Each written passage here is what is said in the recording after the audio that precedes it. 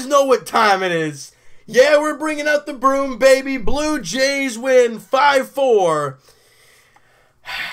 over the Baltimore Orioles. And guys, I know we're playing Baltimore. I get it. But the Jays sweep them anyways, and that's it. Oh my goodness, wow. Okay. It's a new broom. It's heavier than I expected. But the Jays sweep feels nice. Jays, after the All-Star break, now have won 3 straight games, obviously with the sweep of the O's.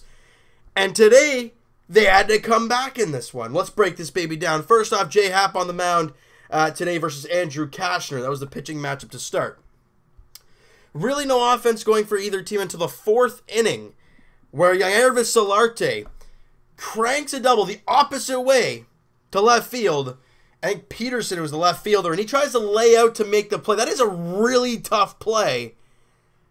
And he tries to lay out, misses it, and Morales comes all the way around from first to score. You're darn right. He boogied all the way around, and the Jays have the 1-0 lead. Peterson made that was a big problem. He makes that play, as in he keeps, he doesn't lay out, plays it off the wall, and gets it back in quickly.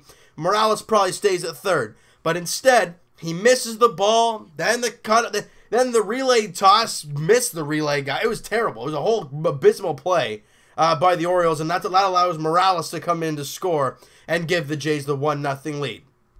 Let's go to the top of the 5th. Speaking of Peterson, he singles to right. Ooh, he singles to right field, and Nunez comes in to score, and we're tied.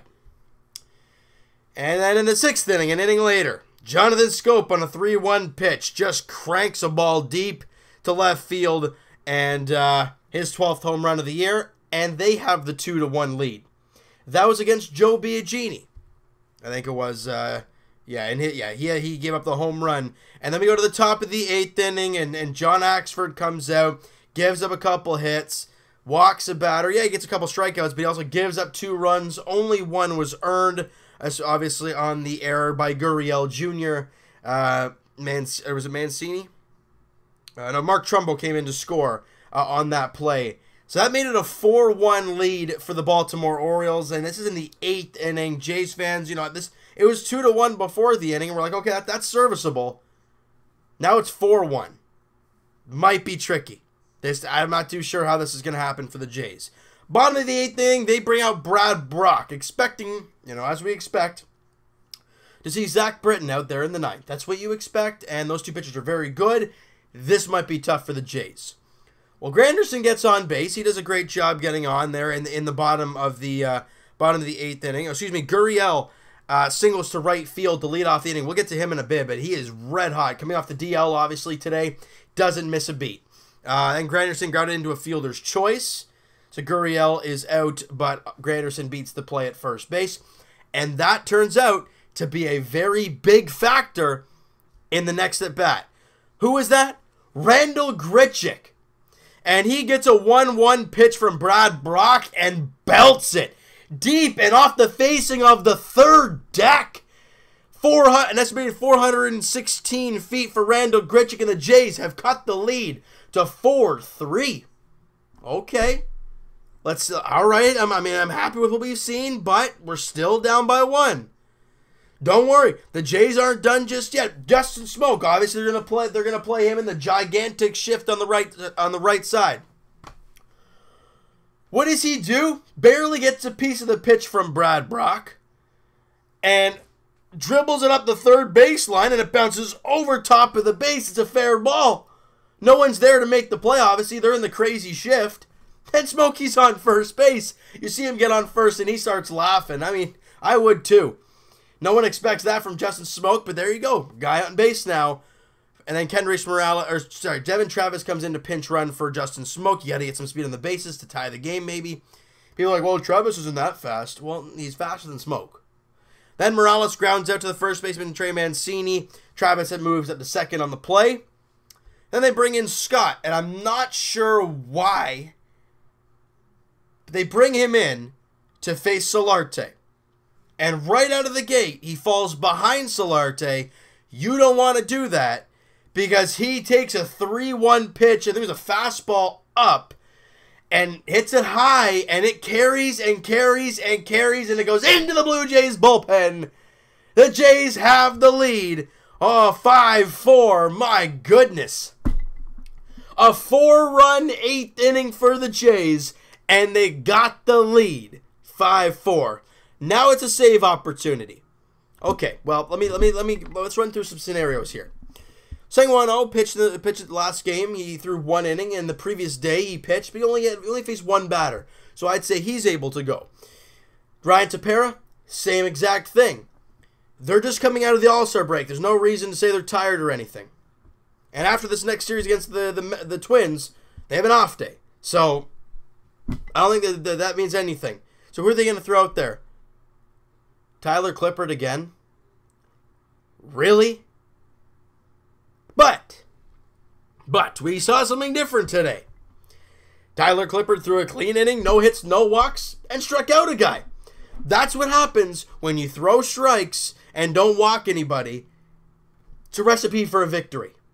So yes, John Axford comes away with the victory, but he did not have a good 8th inning, but somehow he gets the victory. Clippard with his 7th save on the season, and the Jays win 5-4. Jay Happ was on the mound today, and his pitch count got up there really high early on. Through 5 innings, he threw 102 pitches. That's a lot. But what happened with Jay Happ? Yes, he gave up 4 hits today. He had 9 strikeouts in 5 innings. Put that into perspective. 3 full innings worth of his 5 were strikeouts. That's a lot of Ks. He really did a good job today, dropping his ERA to 4.18 from 4.29 coming into the game. So he dropped it 11 spots. If you're talking about trade value, there you go. I guess you're happy with that. We're talking about pitching-wise. Biagini obviously gave up the home run. Jake Petrichka, and he's been very, very good over the last little while, and he shows it again today. Goes a clean inning, gives up a hit, doesn't walk a guy, and strikes out the side. He had 3 of his own strikeouts, dropping his ERA to 3.20. He's doing really well. No one's talking about him. Great job there. We know about Axford. We know about Clippard. With the bats today, the Blue Jays had 10 total hits. Grichuk, 2 for 4 with the 2-run shot. And I think he had a double as well in this game. Average up to 213 for Randall Grichuk. It's getting there. He's getting up there some more. Smokey 1 for 4. Morales continues to hit the ball very well. He was 2 for 3 and walked once. His average up to 245 with an on base of 324. K money. He is money right now. It is fantastic. Solarte was 2 for 4. Much needed for him as he has struggled a ton as of late. But that was really nice to see. He came up big when he needed to. Dwight Smith Jr. comes on. Goes 1 for 2. No problem there. And they pull him for Hernandez late in the game and he strikes out. Let Dwight Smith Jr. play, please. This year he's hitting 300 with the Blue Jays. And a lot of people are going to say, well, there's not been many games. He's played 19 games. He's had, 40 at-bats? And he's hitting 300. You don't hear me complaining at all. And like I said right off the top, Lourdes Gurriel Jr., obviously coming off the DL, the concussion DL, I guess you want to call it. He went on the DL before the All-Star break, set out the first 2 of these games, and then came off the DL today and goes 2 for 3 in his debut back. His average now boosts to 281 on the year. He continues to hit the ball at a ridiculously good pace, showing his bright future. But obviously we see some of the defensive lapses in him. But that's a young player. You've got to iron out some things, learn some things, continue to throw. Do whatever you got to do, But having a guy that can hit, you look at Hernandez. Yes, he strikes out a ton, but he's got raw power and a great arm. You can't teach that. Natural talent right there. Gurriel, he's got a knack for hitting. He's a 281 hitter this year for the Jays. I mean, we talked about Dwight Smith Jr. and how he's played. Well, excuse me. Wow, that was crazy. That came on fast. Gurriel has played more than Dwight Smith Jr. He's played 32 games. What was he? 2 for 3 today. So he has had 114 at-bats. And he's hitting 281. 281 with 4 home runs, 3 doubles, 15 RBIs, 12 runs scored. I mean, yeah, he's only walked twice, but when you hit the ball as well as he does, you don't need to walk. He's done a great job so far as a Jay. Just hope to continue to see him grow as the seasons go on, as the rest of the season develops and all that great stuff. All right, so you know what, guys? No, we're not going to say that yet. And you guys were thinking, oh, he's going to wrap it up there. No. So you know what, guys? The Jays now welcome in the Minnesota Twins for a 3-game set. Tomorrow is going to be a funky one. 7:07 first pitch at Rogers Center. I think it's Adalberto Mejia on the mound for the Minnesota Twins. And it is going to be a bullpen day for the Toronto Blue Jays. People thought Marco Estrada was going to be able to go today. That is not the case. Luis Santos is going to be getting the start. Probably go 2-3 innings, depending on the pitch count, I guess. And then they'll go from there. That's going to be the pitching matchup in Game 1 tomorrow night. Game 2 on Tuesday night, 7:07 first pitch as well. A very, very interesting pitching duel. Jose Berrios, one of the great young pitchers in the game so far. He has a 3.68 earned run average there in Minnesota versus our youngster, Ryan Borucki, still looking for his first win on the season. Had a rough start against Boston. Gets sent down to AAA, obviously, because of the All-Star break. Now he gets his first call back to the big leagues. Let's see what he can do. He probably was shaken up after the Boston game, but if you can show us that you can bounce back after a bad start, there might be some very promising features. We'll find out there Tuesday night. And then the finale of the series, is that Irvin Santana coming off the DL, playing his first games this year.